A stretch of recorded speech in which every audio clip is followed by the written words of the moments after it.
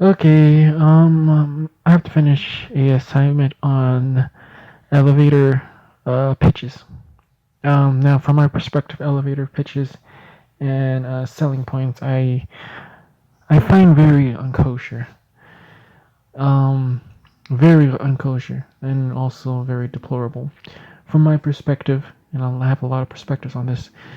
Um, a person should be able to go show they got the degrees, show that they have the stuff, and they should be able to get hired.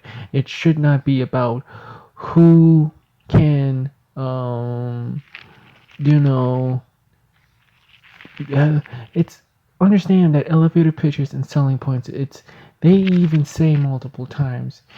It's not about showing the person you got the degrees and stuff. It's about showing the person that why should it be you and not that other person? You see what I'm saying? That's caveat is emphasizing that that person is somehow, some way has a degree of how should we say?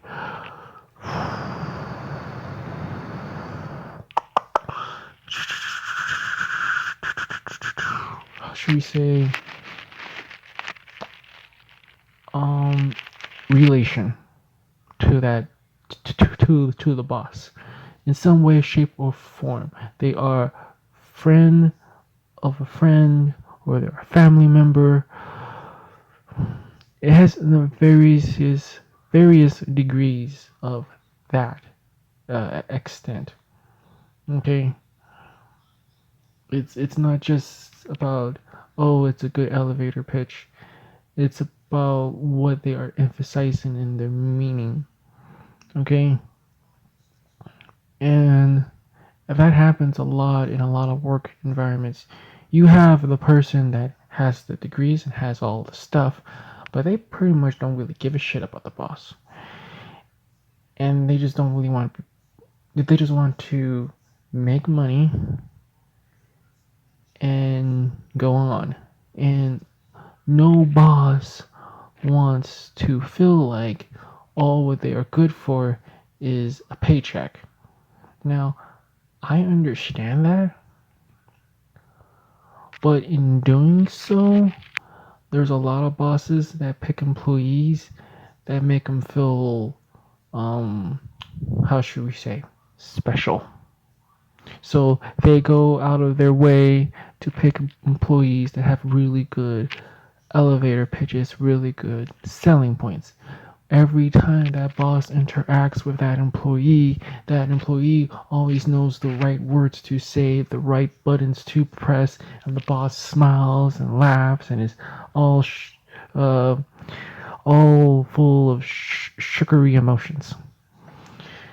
And that takes away from the employee that's actually busting their ass off and having and breaking their bodies in order to get the job done while you have the employee that just knows how to say the right shit. And everybody that has ever worked knows what I'm talking about. You got the employee that is full of fluff, and you have the employee that actually does the shit, that actually lifts the fucking sledgehammer and shit. You know, you got those. You got the differences in employees. One that knows how to talk and work the political environment inside of a work environment, and the other employee that has the education and stuff goes out, gets the stuff done, but the boss likes, like I said, it's a psychology, it's a mindset. The boss likes the employee that knows how to talk. So they favor that employee, you know, compared to the other employee that really doesn't give a shit, you know. And it's logical. If you get that much education, and stuff, you are of the mindset where you think you're better because you know you are better. And most bosses really don't like that. But you're not going to have an effective uh, employee if your employee doesn't have confidence to get the shit done. You know, you see what I'm saying? So yeah, they think they're better. Yeah, they think they should be running the business. Yeah, they do have that degree of arrogance, but that degree of arrogance and a degree of confidence allows them to do their job effectively compared to the employee that just knows how to talk.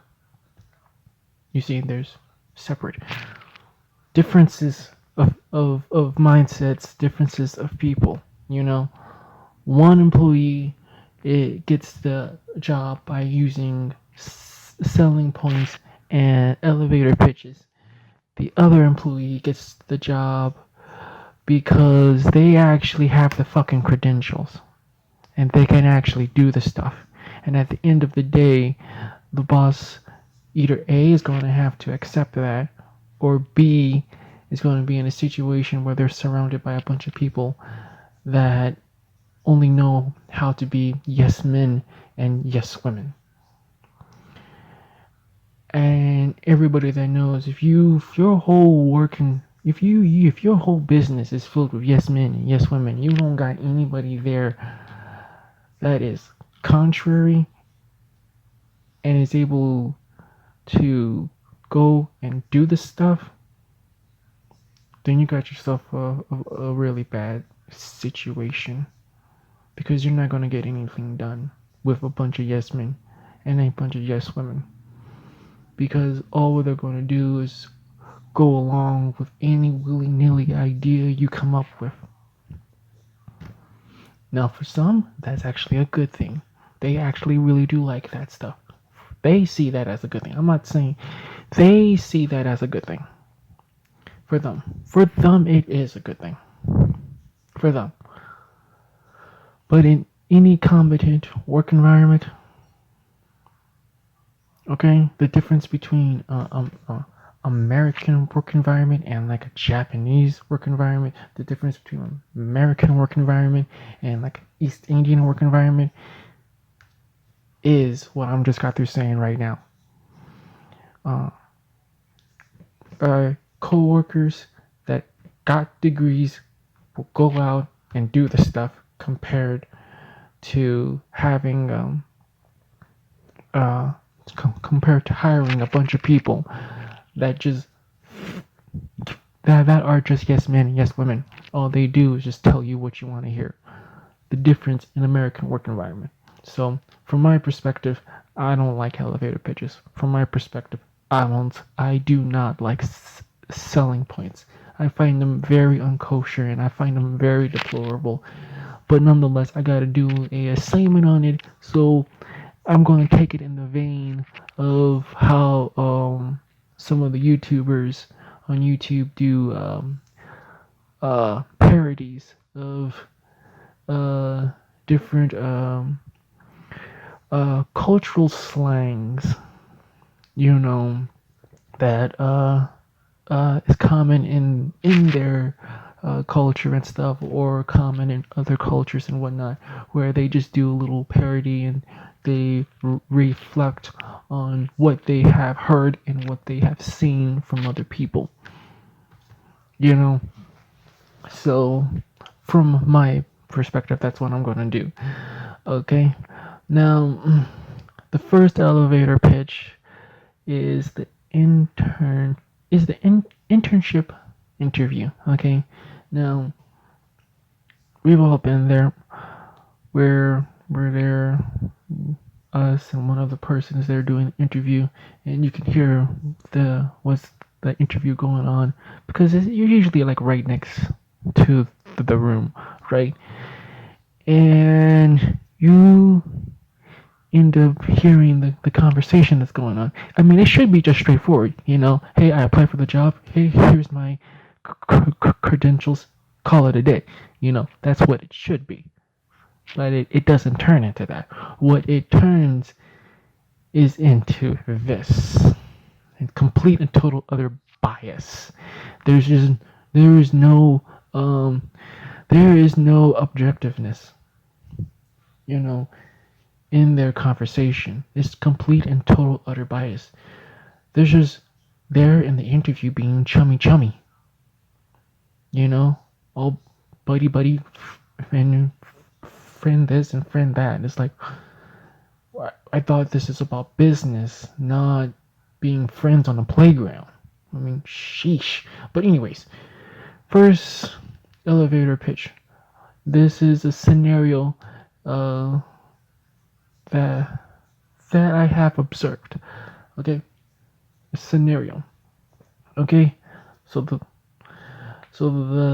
individuals start off in the conversation, and it goes like this. Oh hi, I remember you.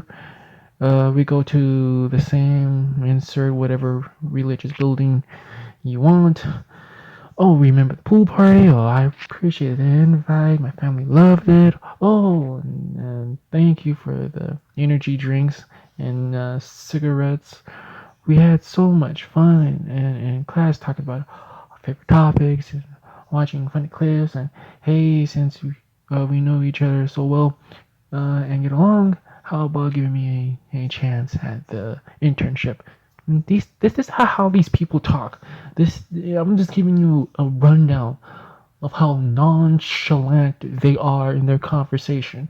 This is and this type of interaction goes on multiple times. And the more and again the bosses and numerous work environments favor these type of people that are very nonchalant bootlickers. Period. Uh, these are the type of people that bosses favor. I mean, it's horrible. Okay, it's horrible. And this is why they have to go overseas to look for actual quality labor. This is why, because their standards on the home turf is either yes men or yes women, because this is their standards.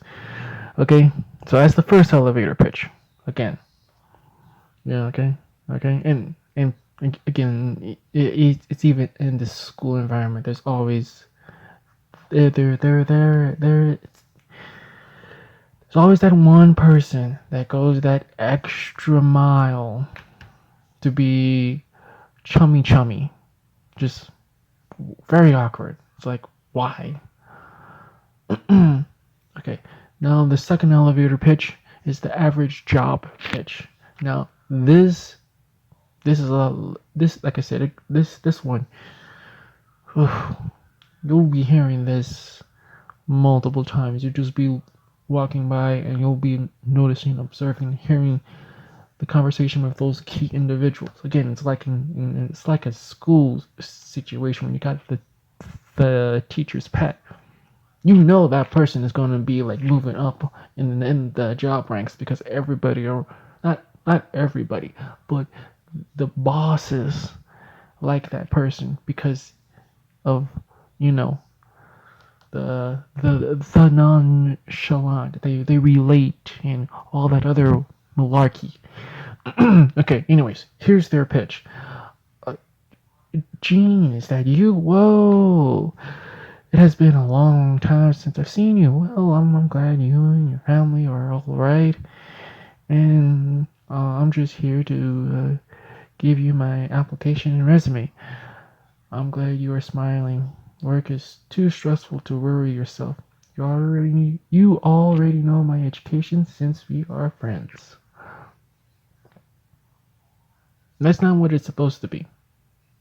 Okay? You're supposed to prove that you got the education and give them your resume and application and stuff, you know.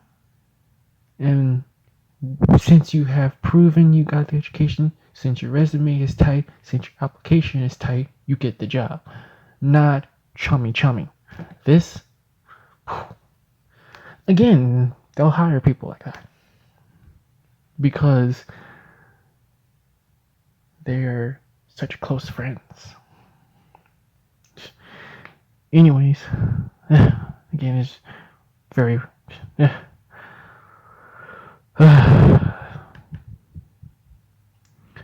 Third elevator pitch.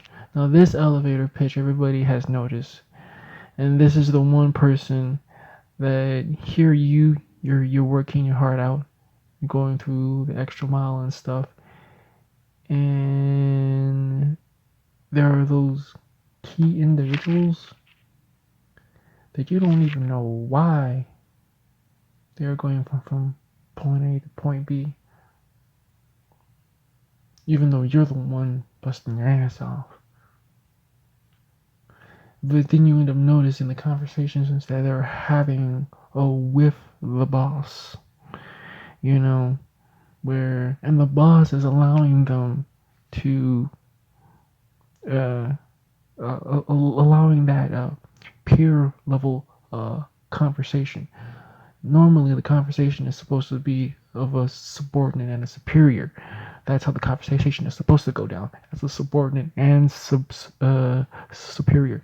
But with this but with this employee, they are in a conversation and they are referring to each other as if they're equals. You already know there's some severe degree of favoritism going on, and it's absolutely bullshit. But they go along with it. They absolutely go along with it. I told you, it's just utter favoritism that goes on in the American work environment. Complete and total utter favoritism. So again, here is how it goes. Okay, it goes like, I reckon you would say that. Oh, okay, the boys have already done it.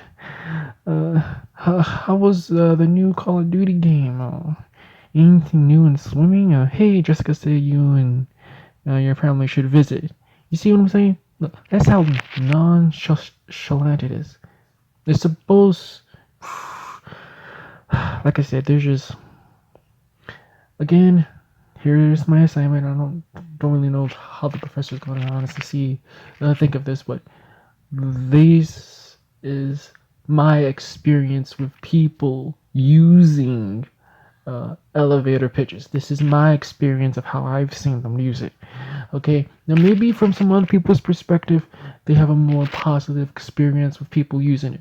But from my perspective, most of the people that are using it are and the most of the bosses that like employees that use selling points and elevator pitches are work environments that have a serious degree of bias and favoritism. Okay, which is not cool because it disenfranchises the employees that are actually working their heart out. So this is my experience. Okay, hope you all enjoy. I might refine it a little bit, but again, this is for school and stuff, so I gotta hurry up and submit it. You know. Well, anyways, I hope you all enjoy.